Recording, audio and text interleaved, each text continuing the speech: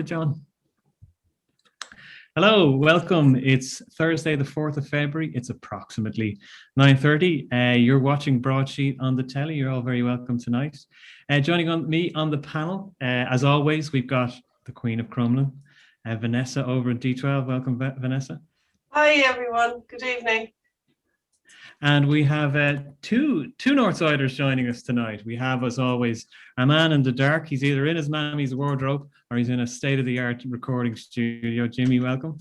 It's both. We have we're at the vanguard of the technological revolution. It is a state-of-the-art studio and spare room. That's what I like to hear. And we're very pleased to welcome a special guest with us tonight, Dr. Jack Lambert, also over the north side.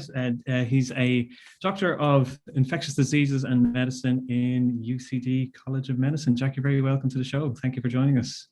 Thank you. So Jack, we might put the spotlight on you if you don't mind already as a first time. Here we are in lockdown 3 of COVID, and you've been speaking a lot about COVID over the past year. I just really want to ask you, what's your sentiment at the moment, given where we are with COVID in this third lockdown? What's your feeling about where things are going? Well, I think we're all kind of tired of living with COVID at all, because we didn't anticipate this a year ago. So we're 11 months into COVID. We saw it on television a year ago. I saw my first patients in March, and here we are almost a year later in the third lockdown. And I think everybody is kind of tired. We're tired of COVID. We're tired of having to deal with COVID, dealing with the restrictions, dealing with the limitations. But then the other side of the coin is we have a vaccine in sight, somewhere down the way. First said maybe in a few months, now maybe 6 months, maybe longer. So I think that's good news that we have, light at the end of the tunnel. But I mean, the question is, what do we do? When do we come out of lockdown? Do we just sit and wait for the vaccine rollout and stay in lockdown for the next 6 to 12 months? Or do we try to get on with life in a safe way? That really is kind of the big question, I think, that I'm interested in, and I think most people are interested in knowing about. And with that on lockdowns, Jack, because this is obviously our third lockdown, and it feels certainly as a layperson that lockdown is really the only strategy that what appears most European governments have been using as the primary mechanism for control, aside from the wash your hands and things like that. Is that the only and best solution in the long term for dealing with a pandemic? Well, I don't think so. I don't really think so. And I think I've always said that lockdown is an emergency strategy. It's a temporary strategy while you work out mechanisms to keep the virus down or suppress the virus or eliminate the virus. So lockdown is not the ultimate solution. It's a temporary strategy to get the virus down when it's way out of control. But the critical part, I think, and the WHO says this, and Michael Ryan from the WHO says this, is that you have to use lockdown as an opportunity to fix things that are causing the virus to be out of control. And I think there's criticism that we've not done enough during the lockdown to prevent another lockdown. We haven't made the necessary changes, in terms of COVID prevention methods. So that really is important moving forward. We have to use lockdown as an opportunity to change things so the virus doesn't continue to surge once again. And that's everybody's fear. So in terms of the tools and mechanisms and approach we should be using to suppressing, the virus during those lockdown periods, where does that lie with, say, the general public in terms of basic hygiene, and where does that lie with, say, other approaches that we'd rely on the state to implement, be it certain restrictions or what have you? Right. Well, a couple of months ago, I published a position paper on 10 ways we could safely live with COVID, and there's so many different aspects to it. There's community aspects, there's travel aspects, there's personal responsibility, there's government responsibility, there's lots of different issues. But just taking the example of, what you can do in the community, once you're out of lockdown, What happened back in the springtime is the virus continued to circulate, all over Ireland. People traveled throughout Ireland. People didn't actually, utilize the appropriate, COVID prevention strategies. So the virus continued to spread.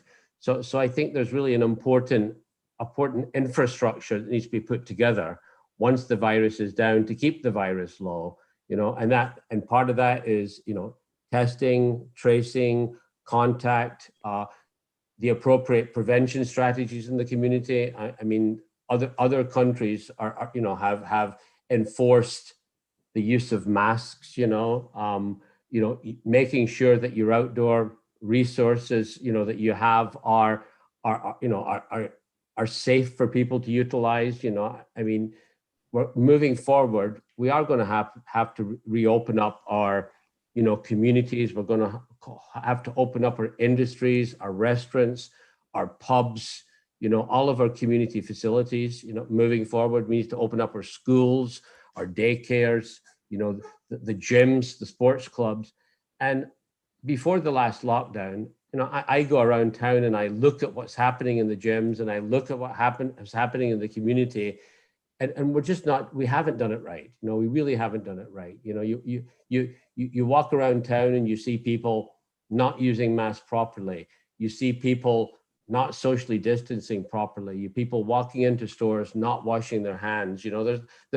This is a very infectious virus. I mean, I've learned that myself from working in the hospital, and I've seen people who are meticulous about COVID prevention, using the masks all the time, washing hands all the time, doing all the right things most of the time, and they've become infected with COVID, So I think, COVID is really, really unforgiving, and it's unforgiving in the hospitals. I think with people who have their guard up. I think in the community, people really never had their guard up in the first place, or, people weren't doing it right in the first place, and you can't make mistakes with COVID.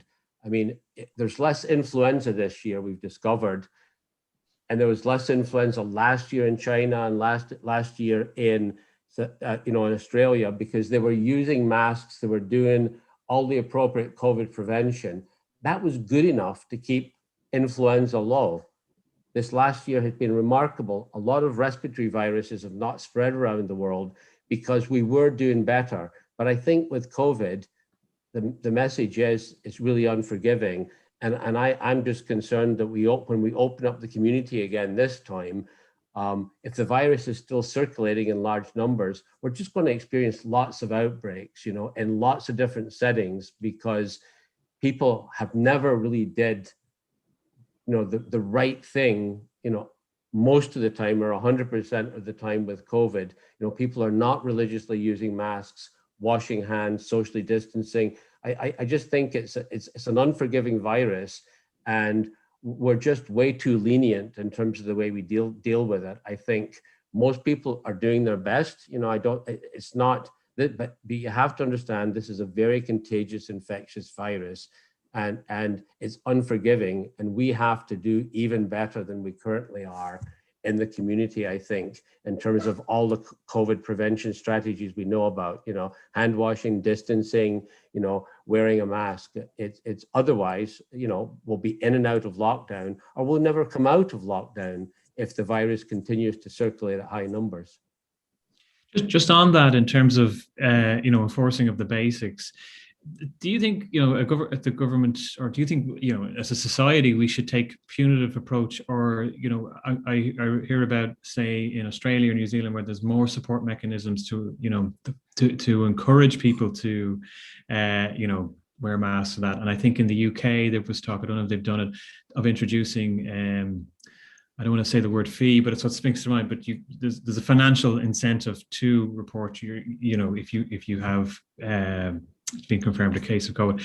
Is that something we should be considering? Is making sure the support mechanisms are there for people to come forward, or should we be using more punitive actions around the basics? Yeah, well, I'm never really a fan of punitive, punitive action, but I'm saying I think you have to do what you have to do to make it safe, and I think support is important, kind of in getting everybody online. I mean, I go to supermarkets and there's a security guard outside of the supermarket, and some of them are paying attention, watching the number of people going in, making sure they're washing their hands, and other people are sitting there, on a chair, paying no attention. And I walk into a supermarket and there's just way too many people there. I just think that, and nobody's washing, 2 out of 10 people washing their hands last time I went to the supermarket, 0 out of 10 washing their hands on the way out. And I just think that I've seen this from the very beginning. We've got people who are working in the restaurants, working in the supermarkets here, there, and everywhere, standing at the front door. And if somebody walked out with a piece of bread, the security guard would be there to have them arrested for stealing. But many of them say, well, I can't do anything about when people walk in, they can do what they want, And so I just think that, I think we should, all support, the companies should support the staff that they employ should support the COVID prevention. And I think the community should support it as well. So I think we're kind of all in it together. And like I said, I am a fan of support. I am a fan of opening up the community and not staying in lockdown, but people aren't doing it right. And I think we need to find Irish solutions that will work.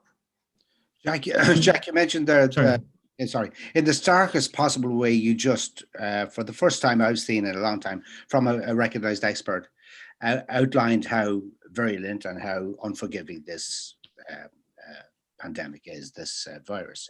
Now, 2 points in your Irish Times piece, you talk about strong, decisive leadership. I think we've lacked that. You talk about the media running the narrative. I think that's the case as well. So how would you suggest we address this? If people heard you speak, if I'd heard you speak like this, now I'm isolating, I'm doing everything, as everybody I know is, right? But if I'd heard somebody say that early on, I would have been so, and rightly so, struck with fear about that I would do everything I was told.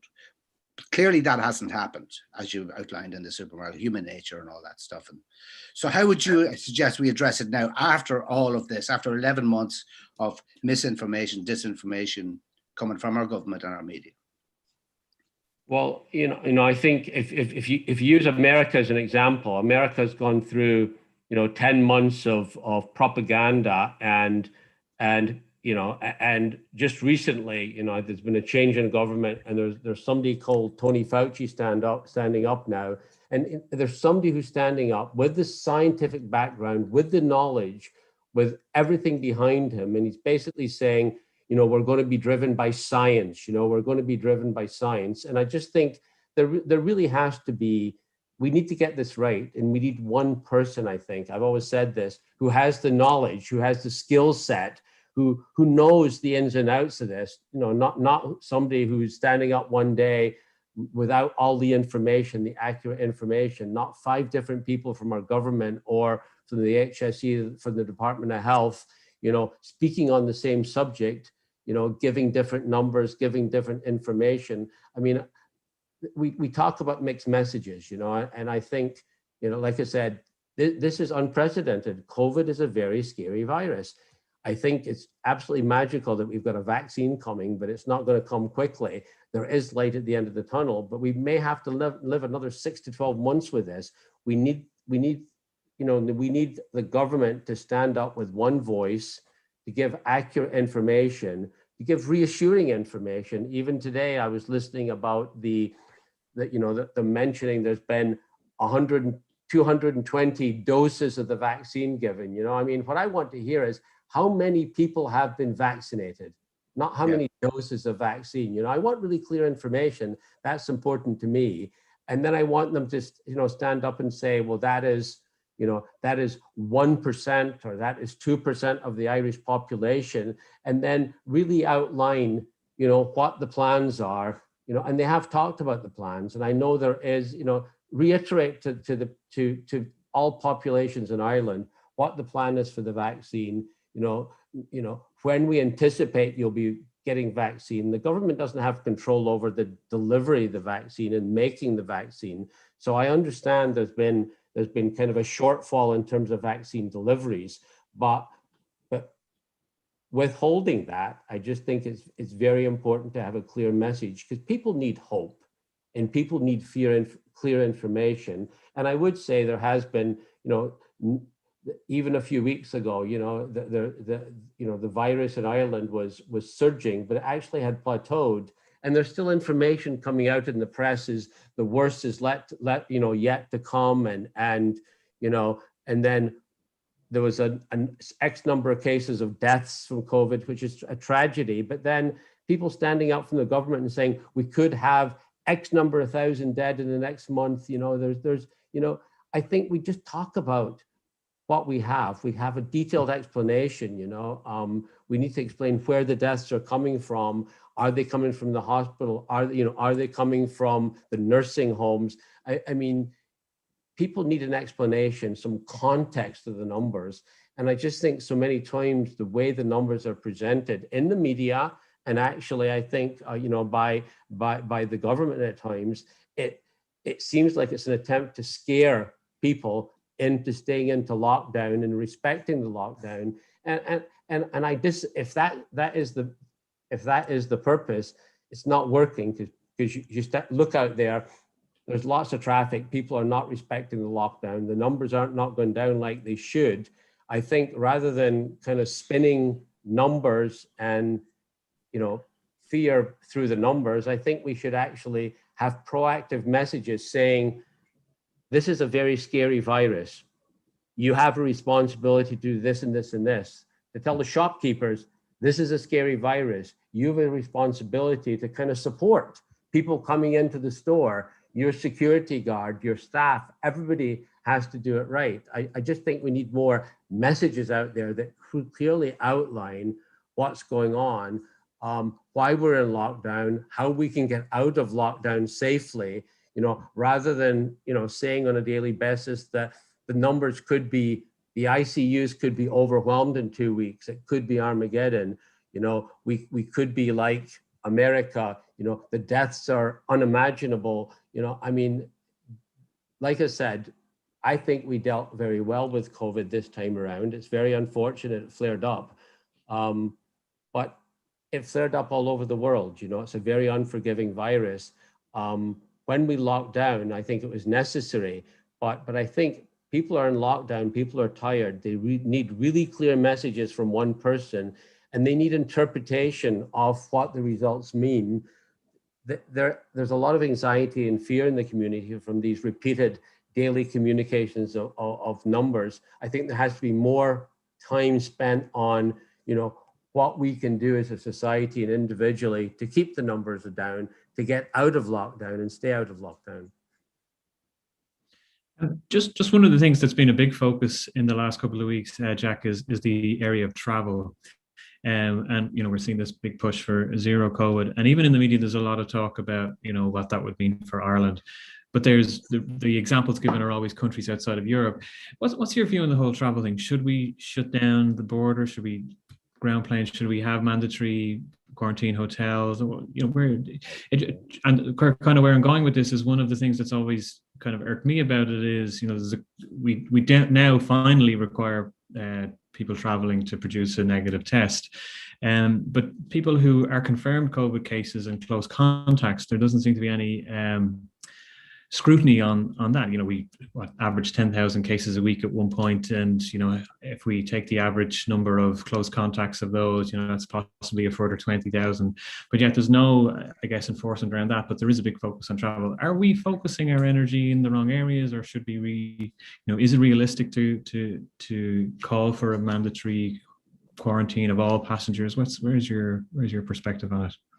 Well, I think going back to May, when there was kind of an announcement, that Ireland shouldn't respect the green, the green list, like the rest of the European Union, and even if we shouldn't be traveling back in June, it was kind of recommended by the government and individuals in the government, we should do staycations. We should be different than any other country in the European Union. We shouldn't travel even to green countries because if the virus got out of control, our hospital couldn't cope, our ICUs couldn't cope. So we actually spent May, June, July, August, and September, in my opinion, kind of, worrying, being different than any other European Union country, where I think it was actually safe to open up the economy, open up travel safely, spend that time securing our airports. We talked about having testing at the airports, May, June, July. We had Oireachtas hearings in October about, what we do in terms of testing at the airports. And here we are in February still talking about it. So yes, I think there has to be some kind of a plan for safe travel out of the country and back into the country. But I think saying that we're going to have zero COVID, we're going to be like Singapore, we're going to be like New Zealand, I think is an impossible challenge. And I think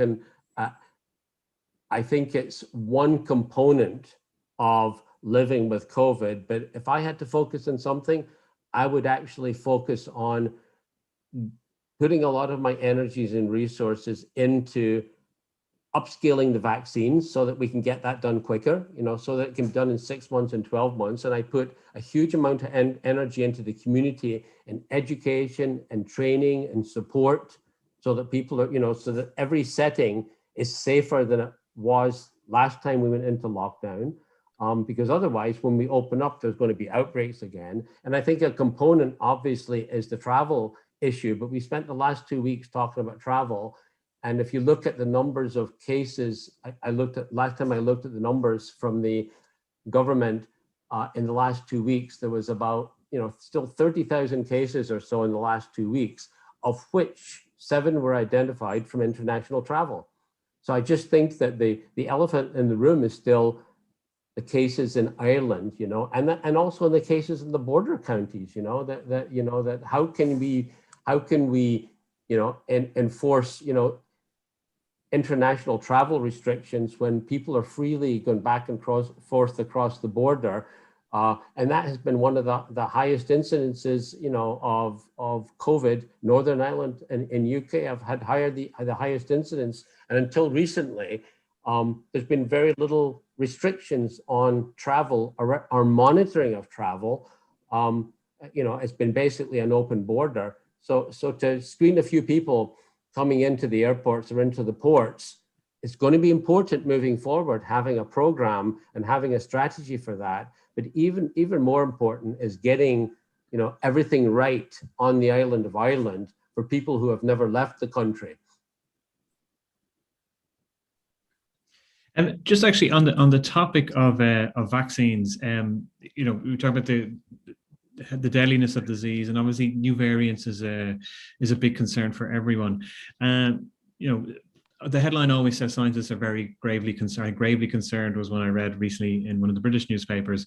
Gravely concerned with new variant, and it creates this image of doom and gloom. But then the talk of vaccines, certainly, I think the Pfizer and the AstraZeneca one, I could be mistaken naming them, but they consider to be effective with the new strains. When you look at vaccines, how concerned should we be with the efficacy of the vaccines to new strains? Is this something that will be constantly developed? Is there a risk, and I'm painting a doom and gloom scenario here, is there a risk that we'll all get vaccinated and a new strain will come along and render the vaccine useless? What's realistically, where do you think we lie in this?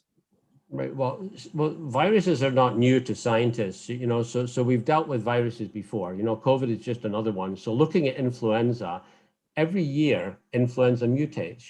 That's why you have to get an annual influenza vaccine, because the one that you got last year won't cover the viruses that have mutated the year subsequent to that. So we're used to dealing with that. At the present time, it looks like the current vaccines that have been developed will work, maybe not 100%, but they will work against the new, kind of mutant strains of the virus that have occurred throughout the world. But, viruses always mutate. There's going to be a mutant virus out of Ireland. There's a mutant virus out of the UK. There's been a mutant virus out of South Africa and other countries. So viruses are going to mutate. The other side of the coin, so I think it's concerning. It is concerning, but the way that you prevent the mutant virus and the regular virus is the same thing, a face mask. It's the same prevention strategy that you have to use. So it doesn't matter if it's a mutant virus or a regular virus. But the important message I think we should also let the public know is that we modify the flu vaccine every year.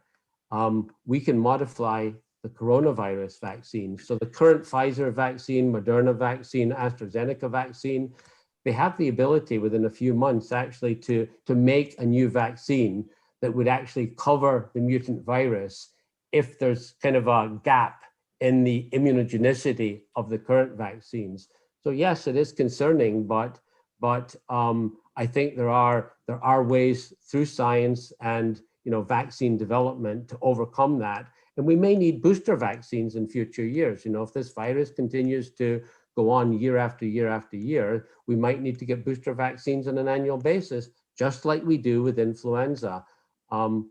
That's the reality. And I think, the community should know about that rather than, doom and gloom. If the message is only doom and gloom, the virus is mutating, the vaccine that you had hoped for 2 months ago is down the tubes and you're going to die anyway. I mean, it's creating a huge amount of anxiety and fear in the general population. So there's complications of COVID that are COVID related, and there's non-COVID related ones. And I think mental health and the anxiety that much of this spin is causing, I think is unacceptable, and we have to reel it in, really.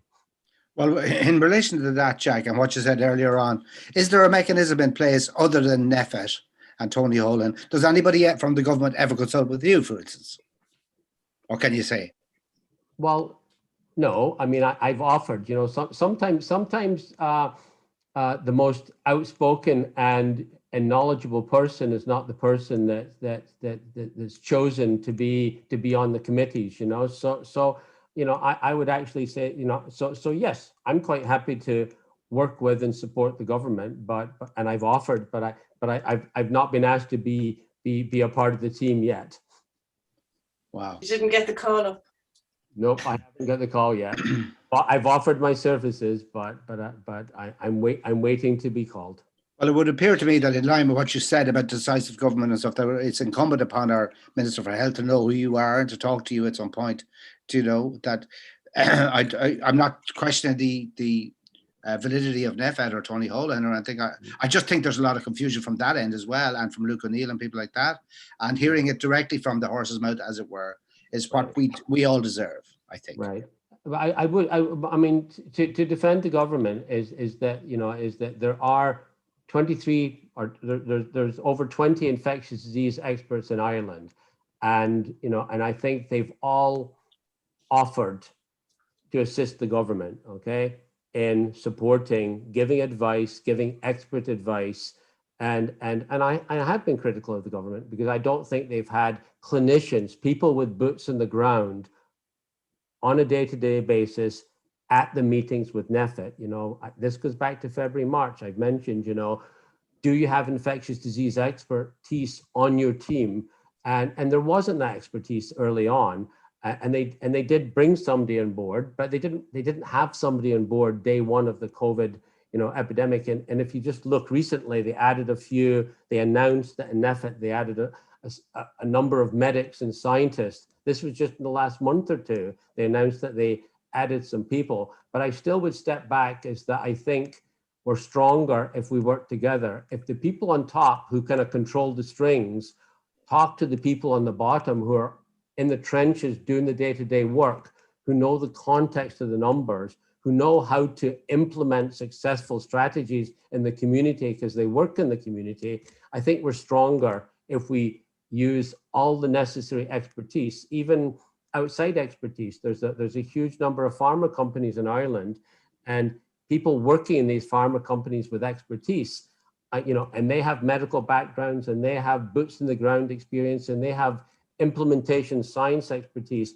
I think we really need to get everybody at the table together, making decisions for this pandemic. And I don't think we've had all the right people at the table together from the very beginning, making the decisions. And I think we can do better. We need to have this driven by science and have people who have a true understanding of all aspects of COVID, prevention and COVID treatment in the hospitals, COVID vaccination rollout, I think, you know, we need to continue to get expert opinion and work closely, you know, from the top to the bottom. And I think that's been lacking in the past. Just to kind of, sorry, Vanessa, go ahead. No, I just, there's just so much there that kind of echoes a lot of what we were kind of wondering ourselves about from the operational level. There didn't seem to be a lot of people at operational level, say, as you call them, boots on the ground, on the NEFIT group. And they just seemed to be very much kind of career public servant medics, if you know what I mean. And you also mentioned the leadership. I do think that the leadership sort of never stayed loyal to any plan. I don't know whether it was that they were a new government and there was an acting government and then a new government and everyone's trying to make a name for themselves. It's very hard to know where it sort of came off the rails. But it was very clear, I think, certainly from April, May, with the leaving cert on or off, this type of thing, that their answer to everything was lockdown. And there never seemed to be an exit strategy as to how, and I remember us doing this in the show about 6 months ago, guys. It was, there still was no plan as to how we're going to work and live with this. It's almost like, we've said it several times, it's almost like this, listening to Jack talking about it there makes it just abundantly clear one more time that this virus transcends politics. It's something to be taken very, very seriously. And, you know, the rock on which we perish is not listening to the experts, and people politicizing this is appalling. And we've spoken about this many, many times. And I wonder, is it the same elsewhere? I know Germany's a little more, because I have some friends in Hamburg, and they seem to be, they take it very seriously there. It seems now.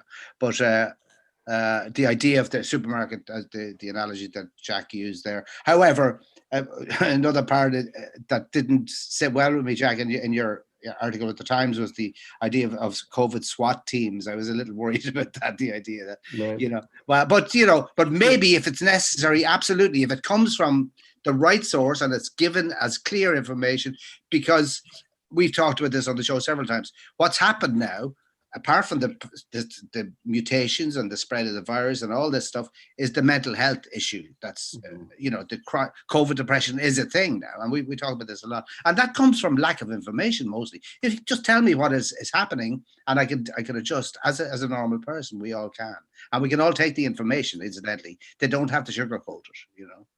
Right. Well, I mean, the thing is, I put together this position paper in the Irish Times, you know, about 10 ways to live with COVID. And the day after, there was communications criticizing me from, you know, members of NEFIT, basically saying that I'm entitled my opinion, but I'm wrong and I should leave these kind of things to the experts in epidemiology and those with true expertise, you know. So this is it was quite hurtful, actually, to be perfectly honest, to see that coming from a member of NEFIT, because I think about what I'm writing and what I'm saying, and I put together not just my thoughts. I get communications from lots of my colleagues. I get communications from people, you know, through different media, and I also get some crazy communications, you know. And I actually think that, and I try to ignore those, you know.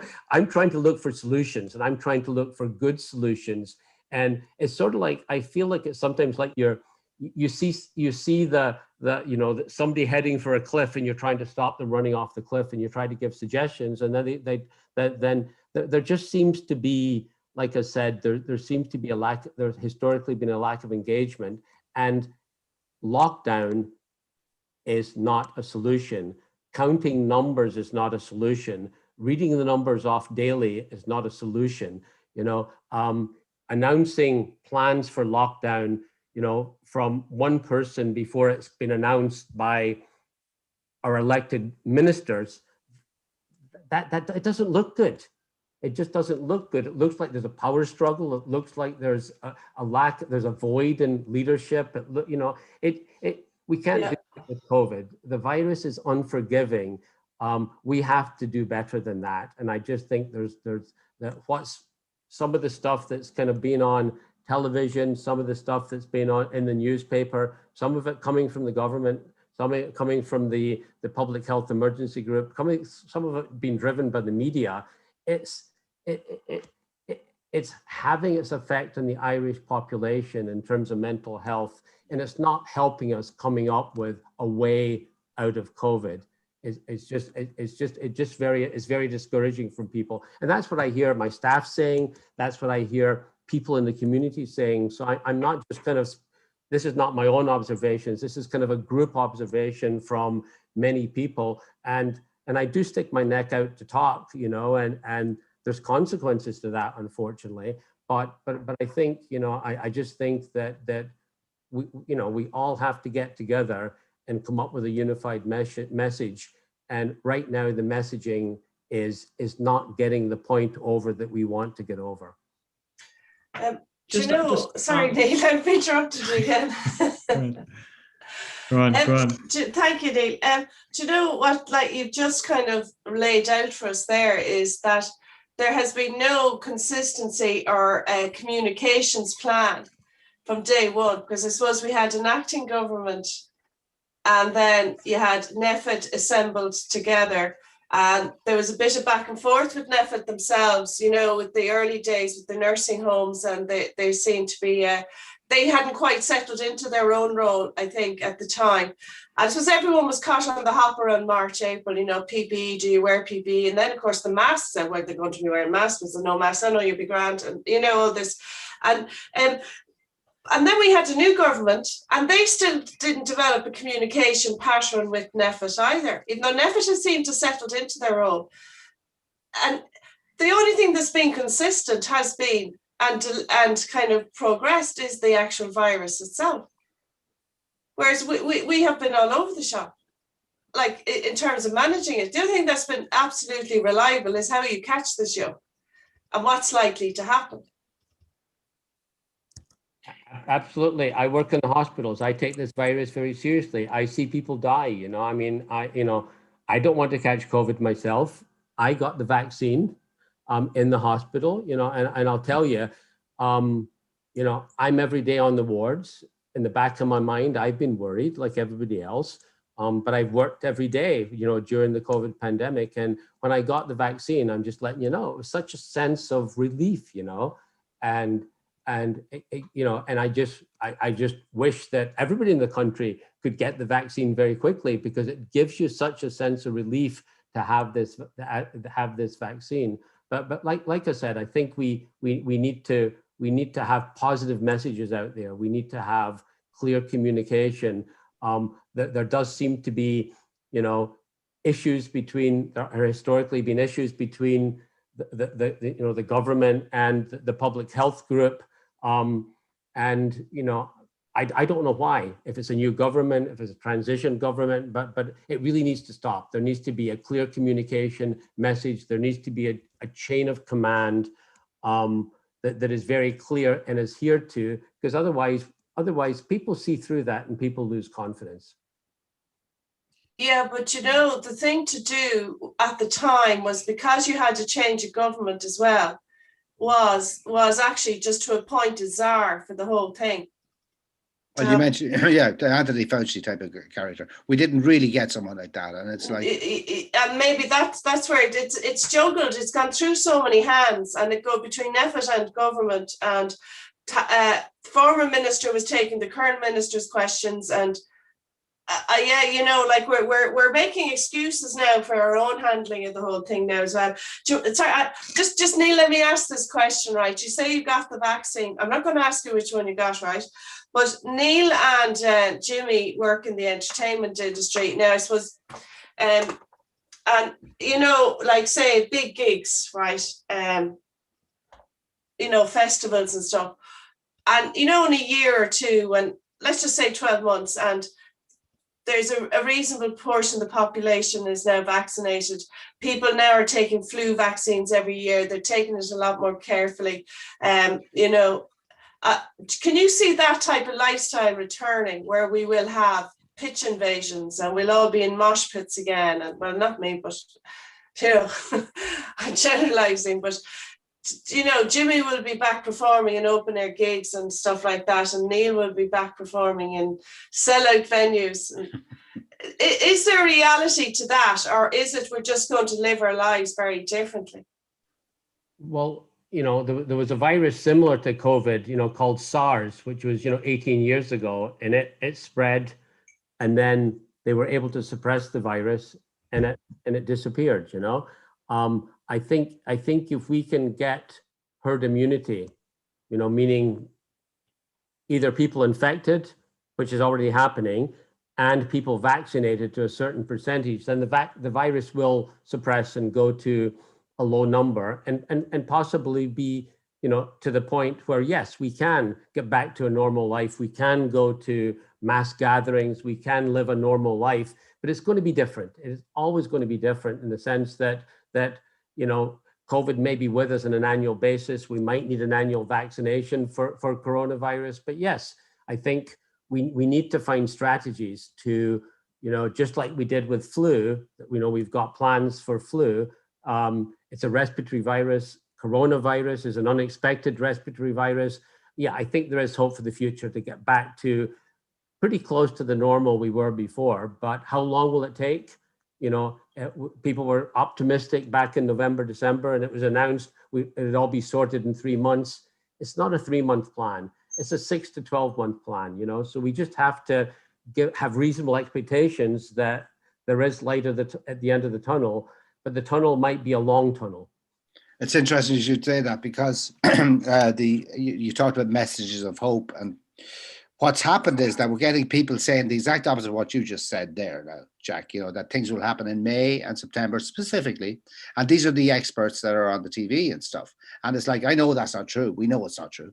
And it's like, and these messages of hope, as they were, are misinterpreted now, and we have policemen dancing at crossroads and stuff, supposed to cheer us up. It's insulting is what it is. A message of hope is something what you just said. Be realistic, be reasonable, do certain things. And then over a reasonable amount of time, a year or whatever it'll be, 9 months, 18 months, that's, I can take that. That's actually makes sense. You know, somebody saying that we're going to be in beer gardens in 2 months, there's no way. I know that's not true. Why would we have to take that? You know what I mean? Yeah, and I believe in, you know, honest communication and giving people a choice, giving them the information and explaining the context, and let them figure it out. Don't keep misrepresenting the numbers, because it kind of backfires. I mean, even now, when I was in lockdown, driving to work, you know, from Clontarf to the Mater Hospital back in March and April, I was the only car on the road, you know. After lockdown, you know, the traffic gets busy, so I had to leave work earlier. And, you know, and today I went to work at 7 o'clock, and it was rush hour traffic at 7 o'clock going through Fairview to the Mater Hospital. There was just lots of cars on the road. And when I come home, I try to avoid coming home at 5 or 6 now, because the traffic's too busy again. I try to wait till later or leave earlier. And when we were in lockdown in March and April, I was the only car on the road, you know, and I was stopped numerous times by Garda. And I've only been stopped once, you know, driving back and forth since the 26th of December.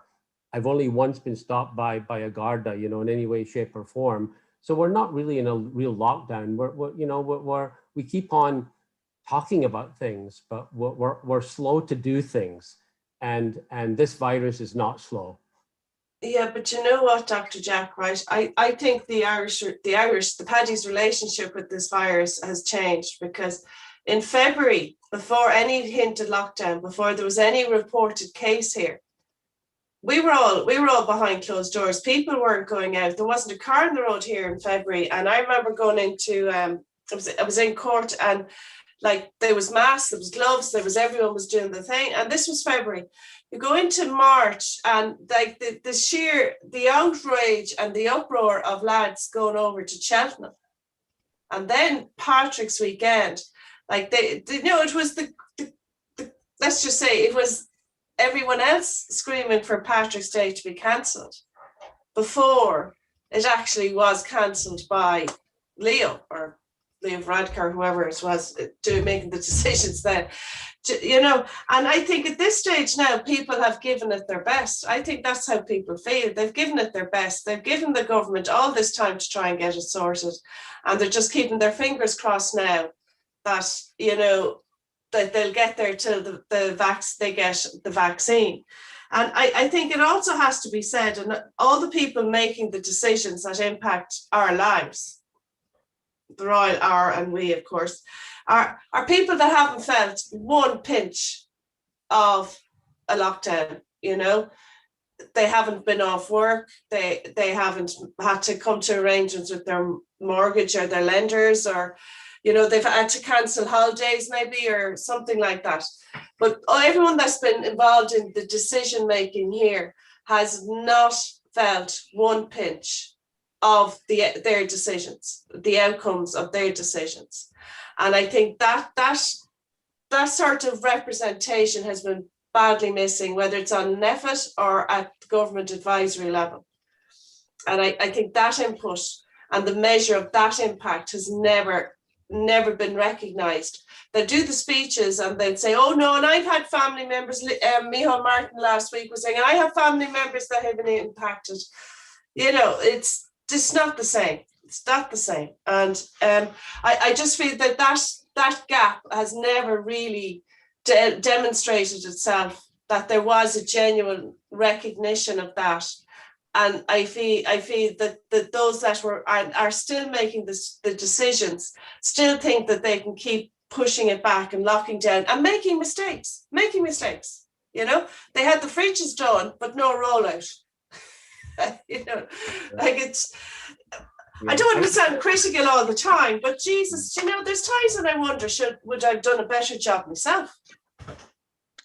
Well, even more germane to what Jack just said there earlier on is that this is clearly not the time for us to be fed up of COVID, you know. And the reason we are fed up, I'm not personally, but the empirical evidence everywhere is that in supermarkets, people we're not in a real lockdown. That's very clear. I am, but you know, everybody else. This is the time we need to campaign or do something for proper scientific information now, to frighten us if necessary, not in a totalitarian way. Just explain to people exactly what the real danger is. We're not getting that information, and Jack has pointed it out many times. Yeah. And now is the time we need it. Yeah, and like I said, I'm just saying is that if you do things properly, they work a lot better. If you say you're in lockdown and there's rush hour traffic, I understand people have to go to work. I understand people do. But if you are going to have to go to work, you have to do all the prevention things when you're at work safely, you know. You know, people just forget that, you know, I'm at work and I'm socially distancing in my office, but then people go into the cafeteria or the coffee room and they're sitting together, not socially distancing. And COVID continues to circulate in high numbers. So we do need to, like I said, we absolutely do need to get it right, and we're not getting it right, and we're not enforcing. You know, we're talking about, you know, having tests at the airport, you know, for people flying into the country. Then you hear a report that 60 people came into the country without a COVID test, and they were just allowed to leave. You know, it's just sort of like, okay, the rule is. You have to have a COVID test. I know people that had to have a COVID test and they weren't allowed into the country unless they had it. They weren't even allowed to get on the plane from the point of departure without a COVID test, you know, with their passport and their plane ticket. And then you hear a report of 60 people who arrived in Dublin without a COVID test and they were allowed to just go through. We have to do it right, okay? We're talking about doing so many things, but we're not doing it right. And the quicker we do it right, the quicker we'll be able to successfully live with COVID while we're waiting for the vaccine. Otherwise, as soon as we open up, we'll go back into lockdown again, if we ever do open up.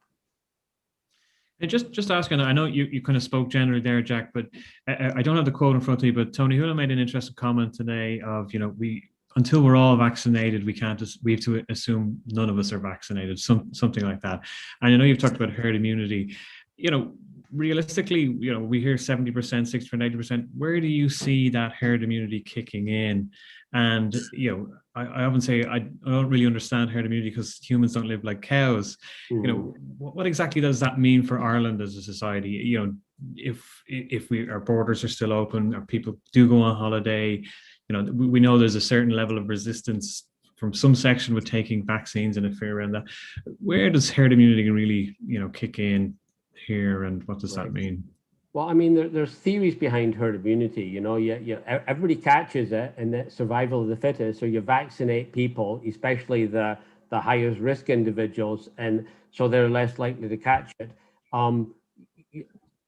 If there's 50% people immunized or 50% people infected, there's just going to be less of a pool to infect the rest of the population. So there's been studies done, and there's been calculations that it takes between 70% and 80%. Tony Fauci says 80%. Other people say 70%.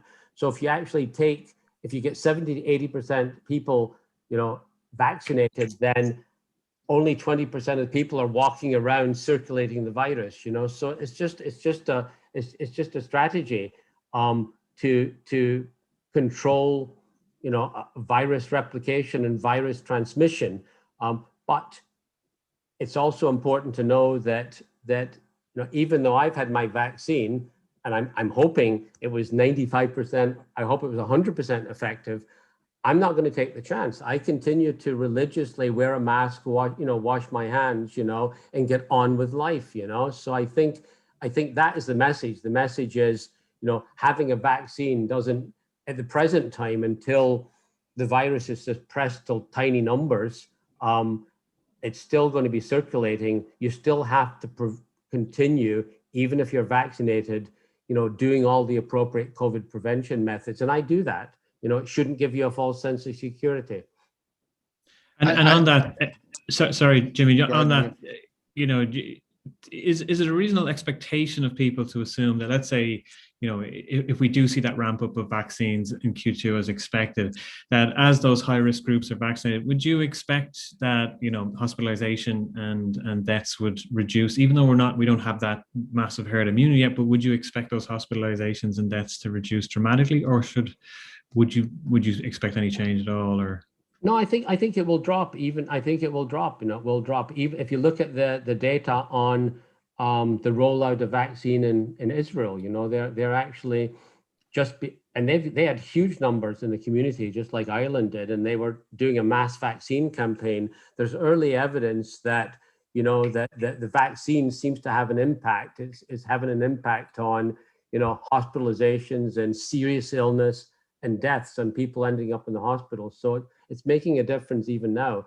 The idea is that Israel will have almost 100% herd immunity by in 3 or 4 months. Right now, they're up to, I think, 20, 30%, but that is having an impact even now.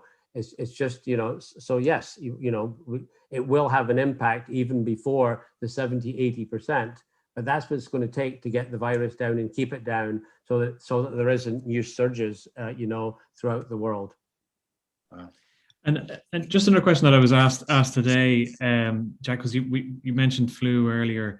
Are we actually seeing hospitalized cases of flu in Ireland at the moment? And if not, are we looking at possibly the end of the flu virus as we have known it, or will it just be once coronavirus goes away or is suppressed, that flu will return to the levels we've seen in previous year?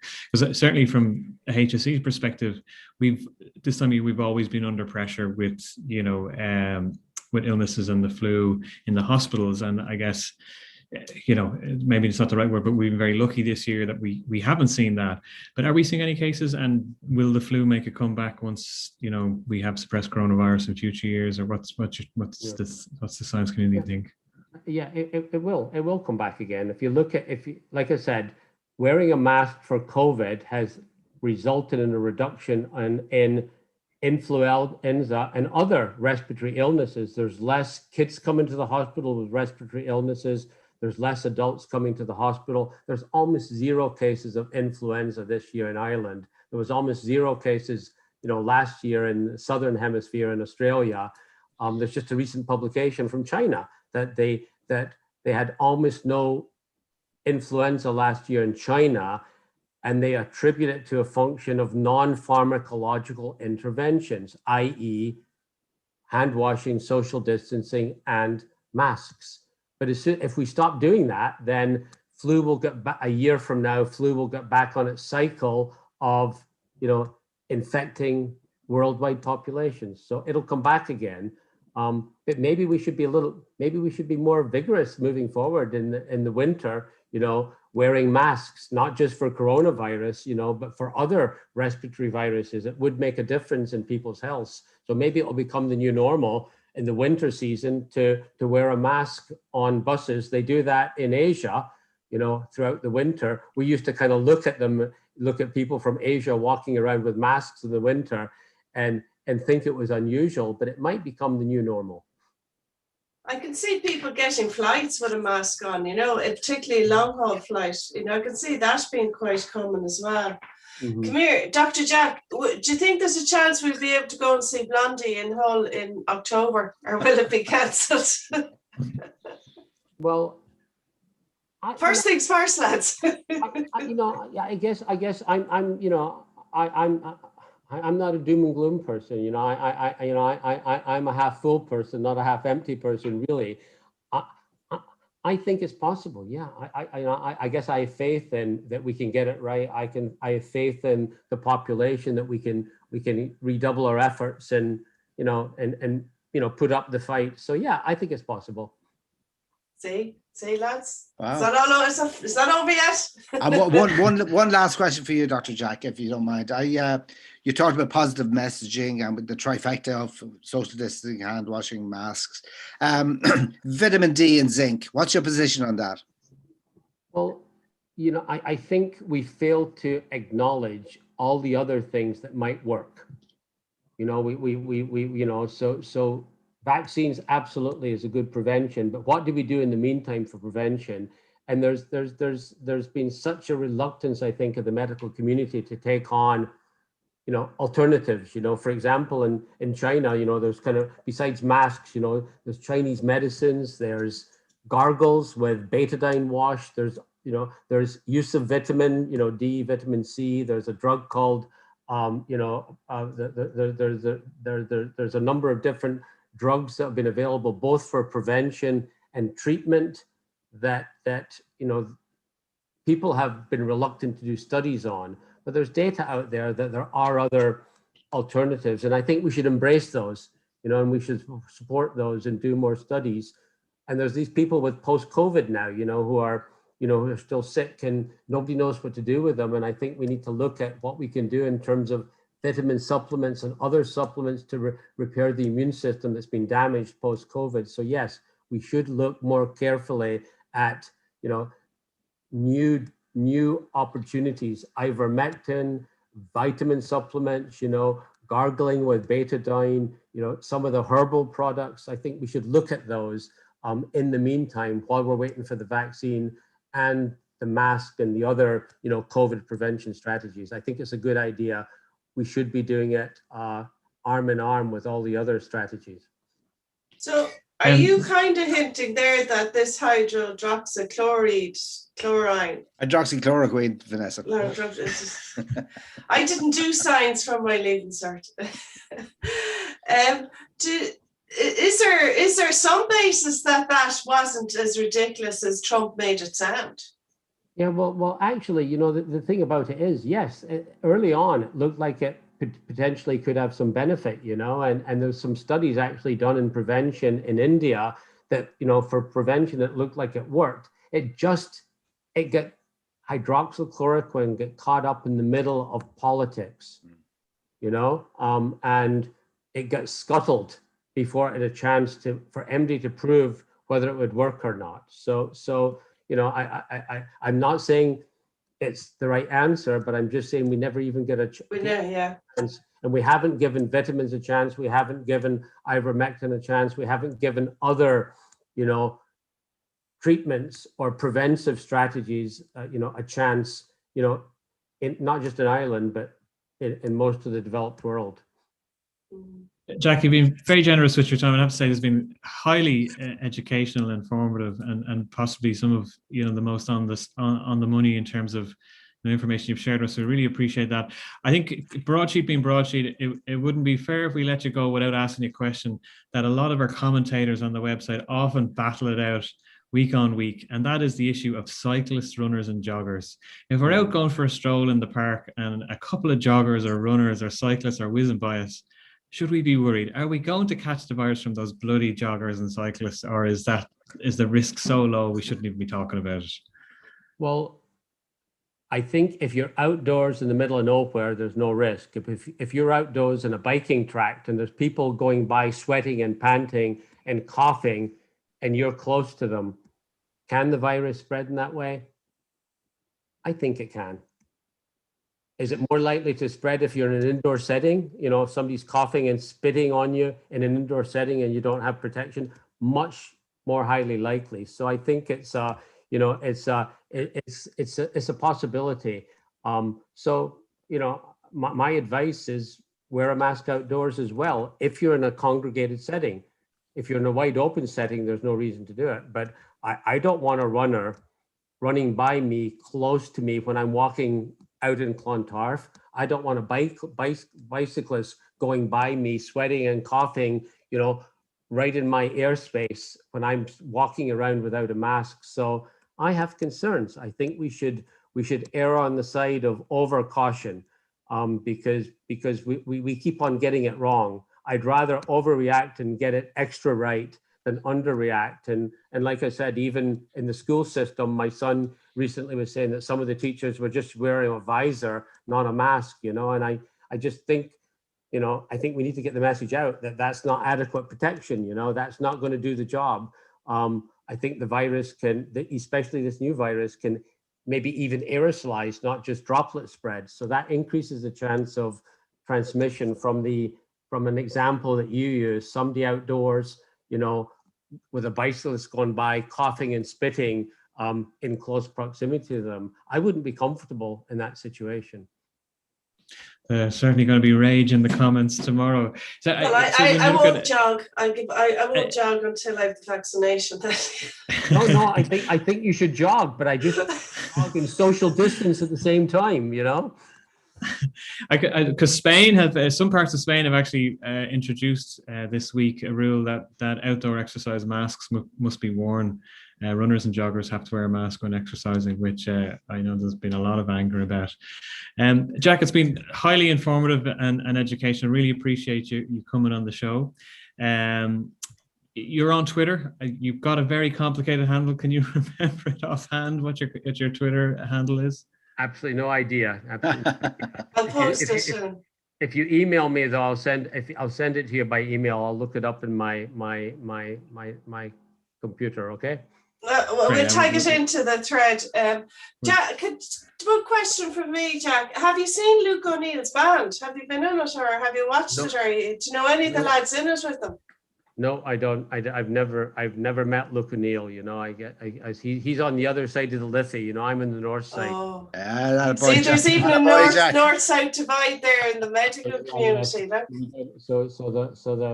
We don't congregate with people from Trinity, I'm afraid. Maybe that's why they don't have you out North E. It's only all the south side lads. The UCD, the Trinity, the Vincents, the Jameses. Well, Jack, thanks you're welcome to stick around for the end of the show. I know that Vanessa is dying to tell us about the Garda dancers, and Jimmy is dying to tell us why it was a terrible thing that they did, an insulting thing that those Garda did. It was brilliant. Did Go on, Vanessa, tell us. My. Sorry, thanks, Jack. Are you staying on? Or are you heading off? Oh, I have to get up early in the morning. I have to go to work, so I'll sign off now. Okay. Thanks very much, Jack. Thanks, Jack. Thank you very much. Bye night. Bye now. Bye. Cheers. Getting back to that, you know my position on all things populist like that, Vanessa. I know. I'm atomically averse to. You are. And it's like no. Like, hold on a second. Just hold on. You're the fucking Rozzers, right? Your job is not to entertain us. That's not your job. The entertainers whose job it is are sitting at home scratching their hoops, right? Okay. Well, or whatever. So, and I can't feel good about that stuff. Maybe I'm just a grumpy guy. That's all. Maybe. Yeah, no, you know what? I thought it was good fun, and I actually think the song is quite sweet. And I thought it was funny. I've avoided as much as I've avoided Adele. I've successfully avoided hearing anything by Adele or anything by the Guards dancing. I don't know how I've done that, but it's, you know.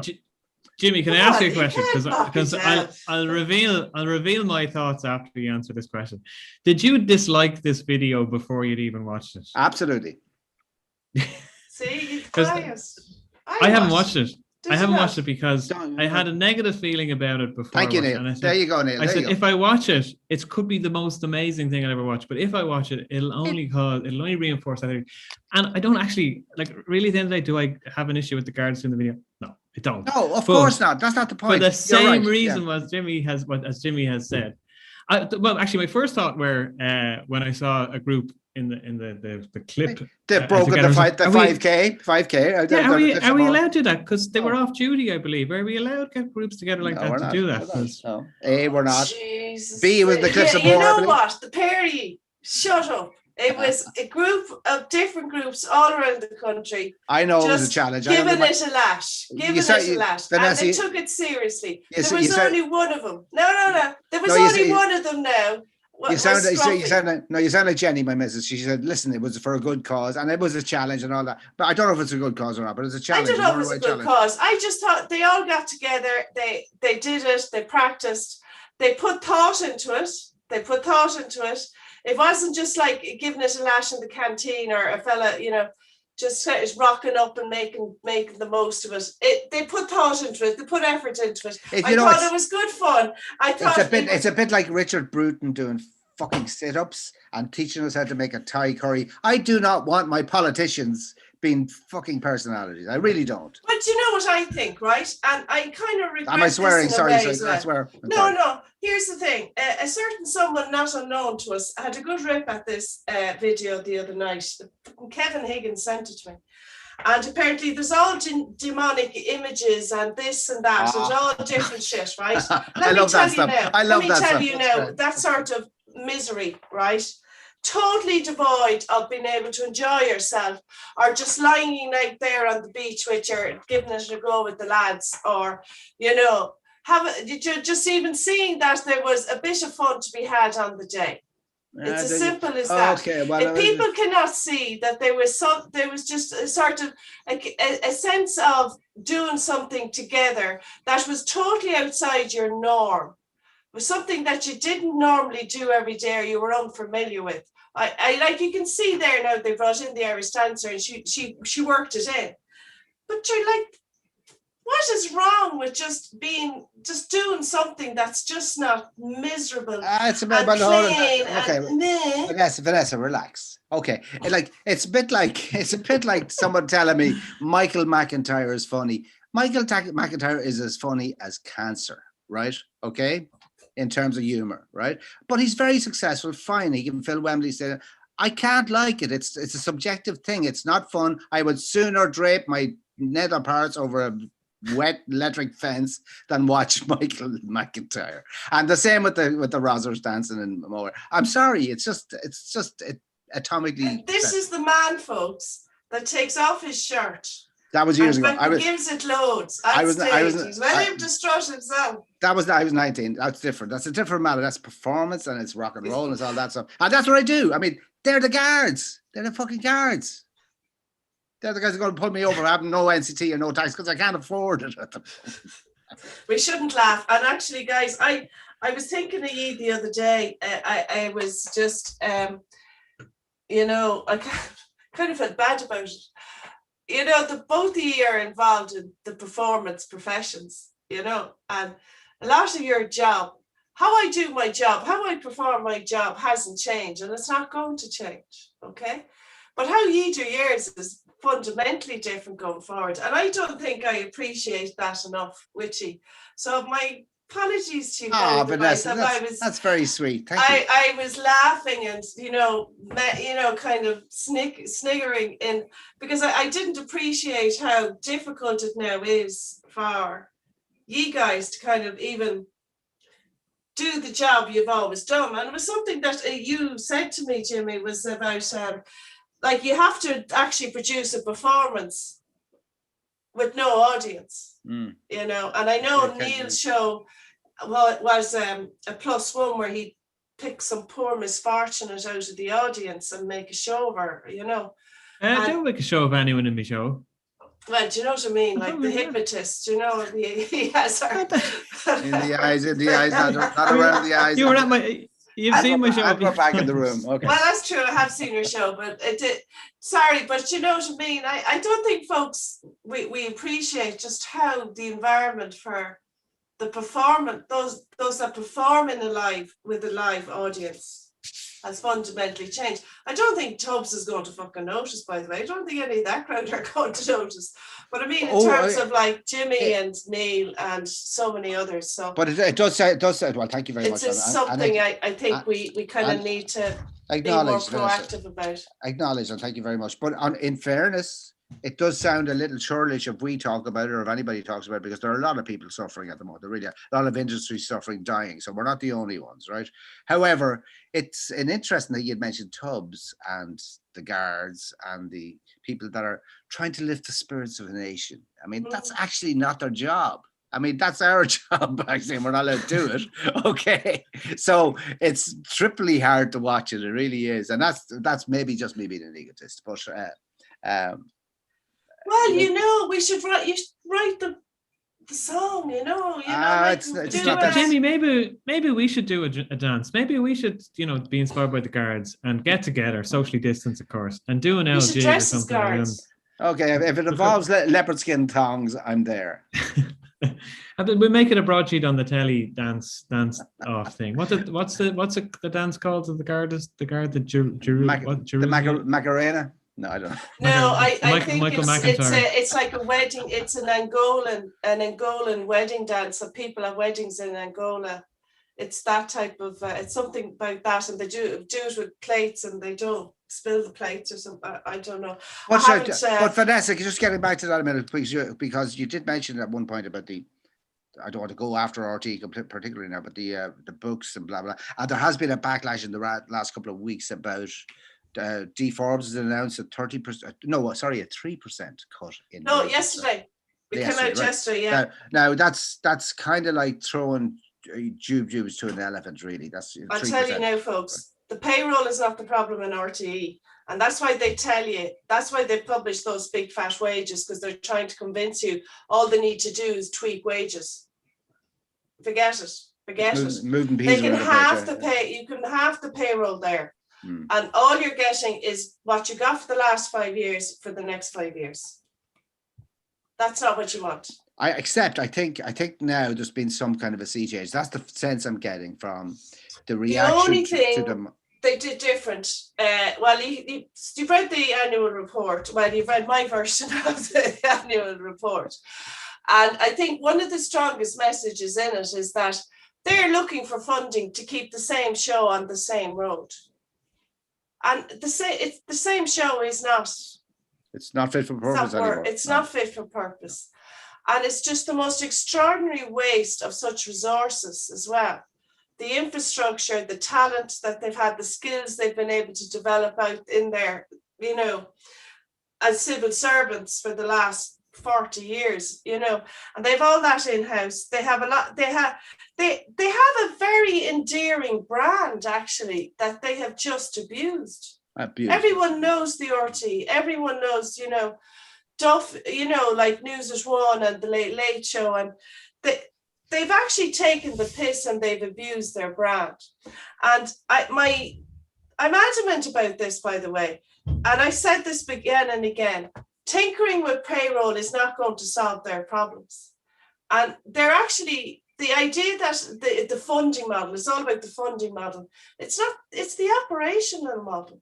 There was nothing in that document produced yesterday about investing in new product or commissioning new work, or other than the payroll, 2% here or 3% here. That's it. There's no great shocks there, folks. And then one thing they did introduce was that they are going to reduce commissioned work. but it's just one line in the whole report. The intention to reduce commissioned work.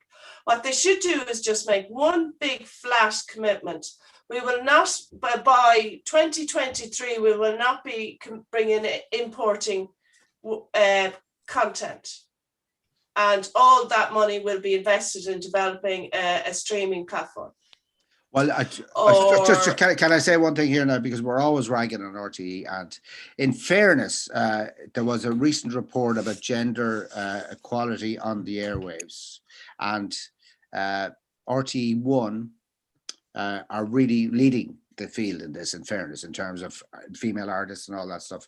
And I'm just going to shamelessly plug the fact that Carrie's new single, which I produced and co-wrote, has gone into the charts at number 27 with a bullet with RTE, all right? Yeah, give us a belt of it there.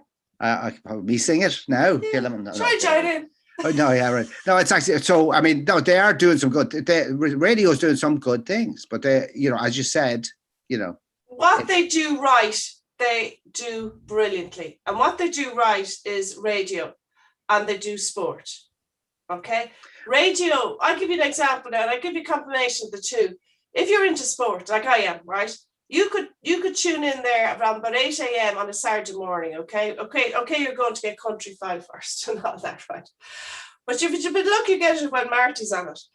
And that show, that studio with Des and the girls will take you right through to 7 or 8 o'clock at night. They will not miss a beat.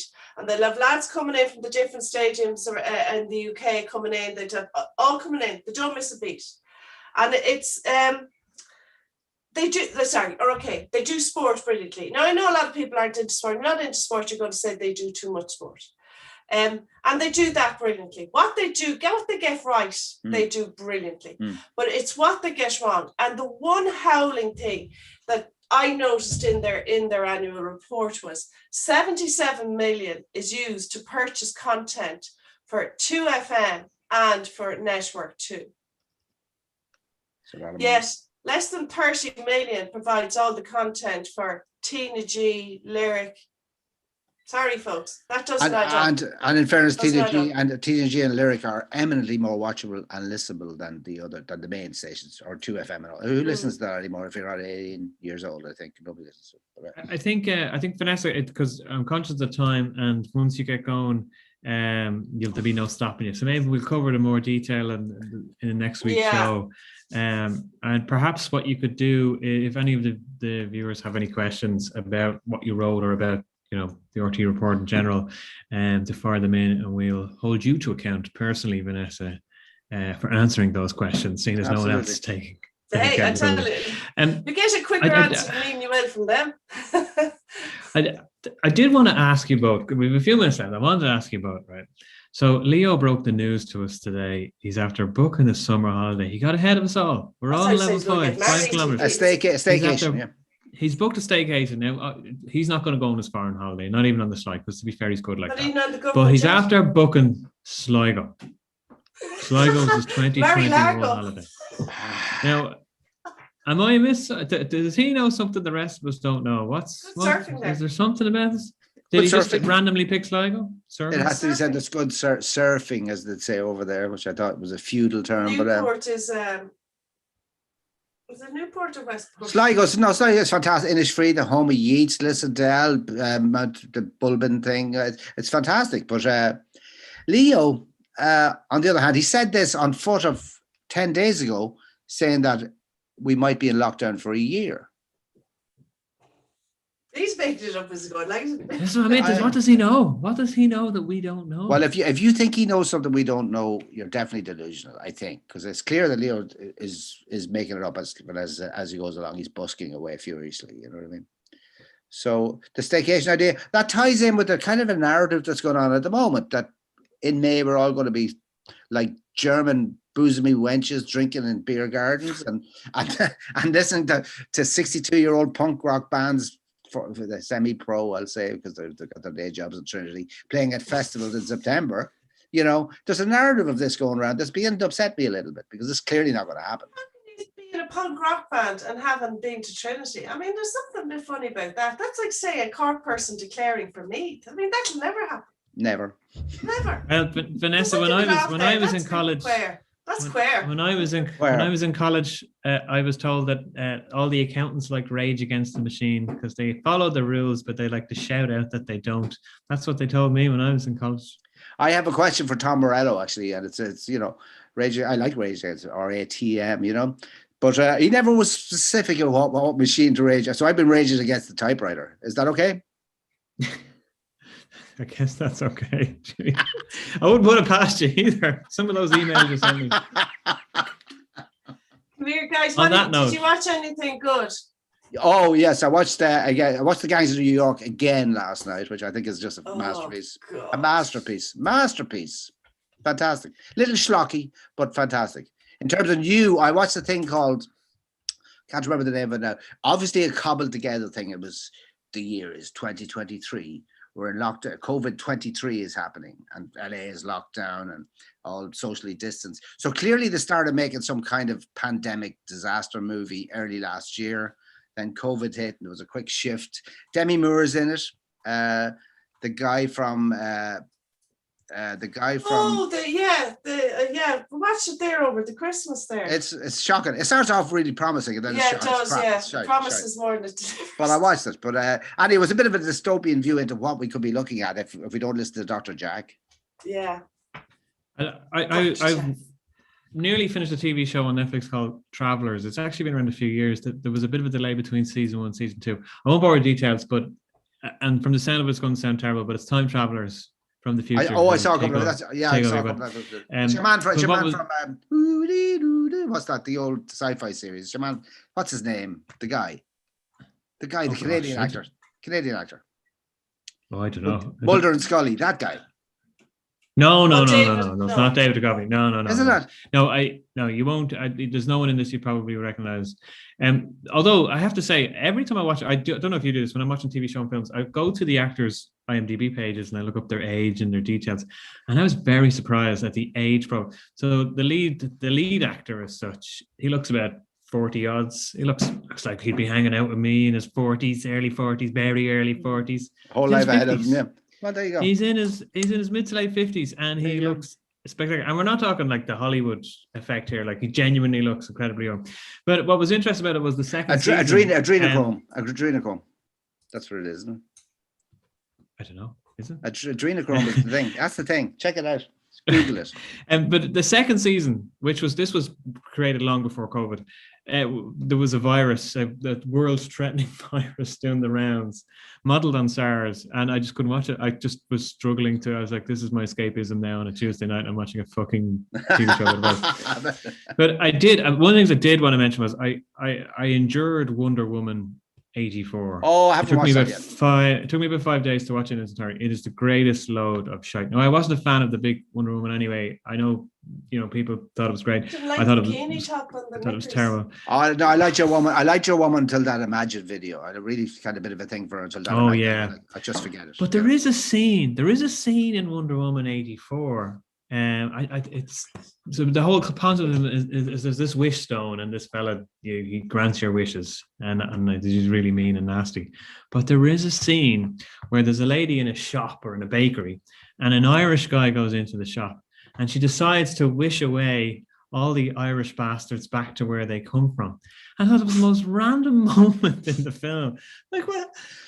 Why did you do this? Oh, sorry, it was an English lady. Sorry, the scene was. Well, there you go.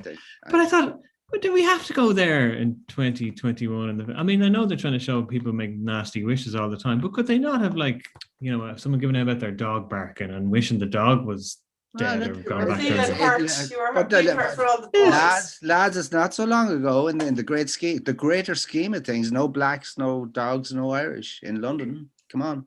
Well, no Wonder Woman either. It wasn't that long ago, because I was born in the UK. Oh, were you? Are you in fact a Brit? Okay. I am. I'm better again. I'm an Essex girl. Wow. I was born in the same parish as Penny Bragg. Was it called Harlow? Essex? No, Bolton. Bolton, all right. Bolton. Lived in Romford. On that note, Vanessa, tell us, are you watching anything? Well, I meant to bring this, flag this. excuse me, I meant to bring this to your attention ages ago, and you kept talking about the Queen's Gambit, and it was just brilliant TV. Well, this is another show that's led by a woman, and the script was literally gifted for women.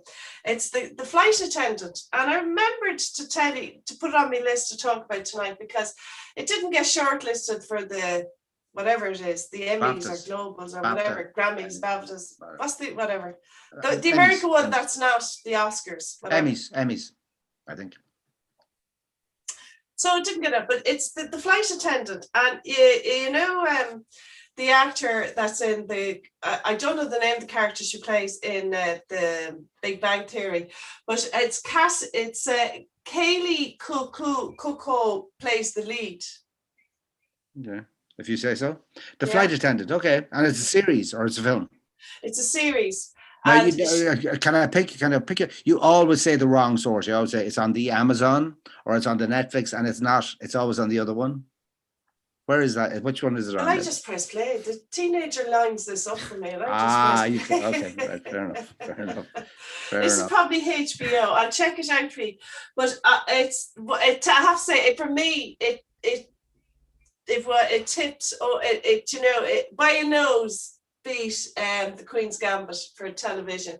You know, it's one of those shows. It's kind of a thriller, and there's a bit of spy. There's kind of like two spy stories going on in the middle of it, and there's some great lines. It can be a bit dark comedy-ish as well.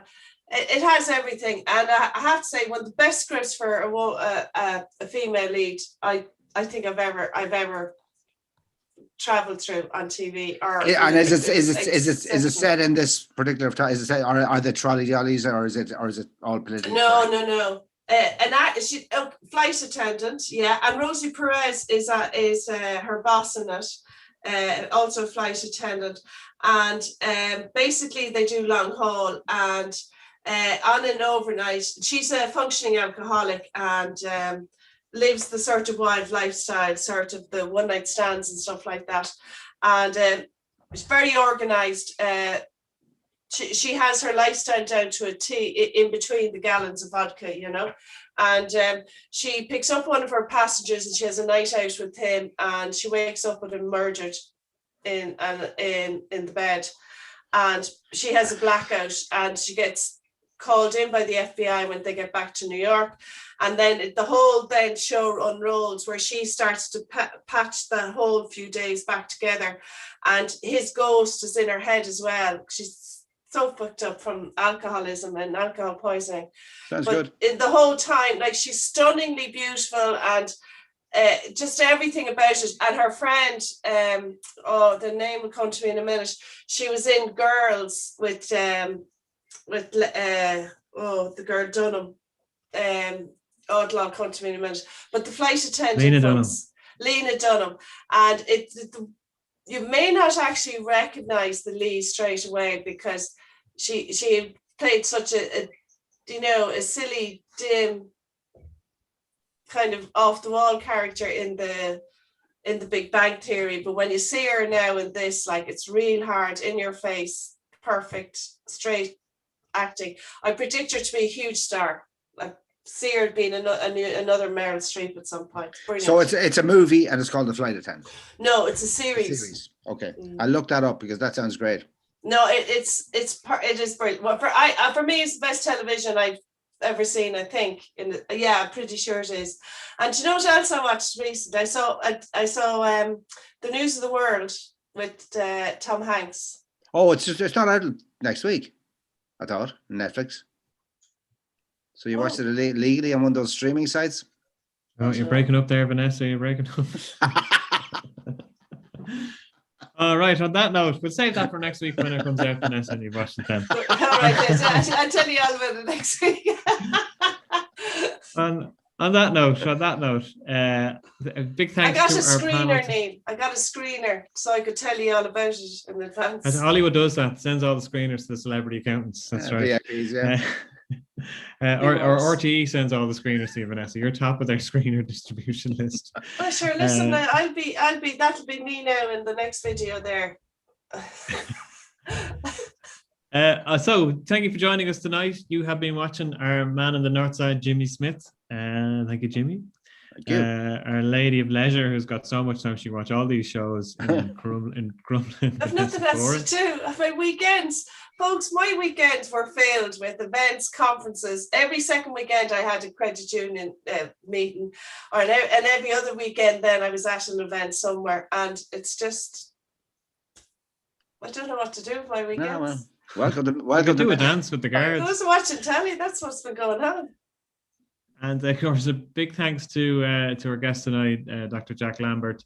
We'll be back next week. There's back on the site tomorrow. And I think that's all I've got to say for myself tonight. So thank you for tuning in, and we will see you next week. Night, everyone. Night. Thanks for joining.